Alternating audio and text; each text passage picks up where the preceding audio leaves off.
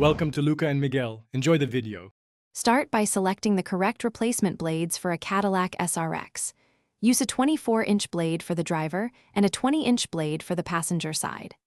Park on level ground, turn off the ignition, and raise both wiper arms carefully so they lock upright.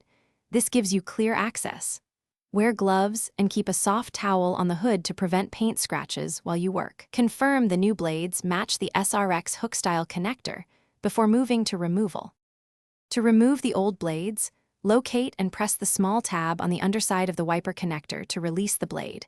Keep tension on the arm with one hand. Grasp the blade and slide the old blade down the J-hook until it detaches from the arm, letting the arm rest gently against the towel-covered hood. Inspect the wiper arm and clean rubber residue with isopropyl alcohol and a lint cloth to remove grit and prevent premature wear on the new blade. For installation, align the replacement blade's adapter with the J-hook and push upward until you hear it click.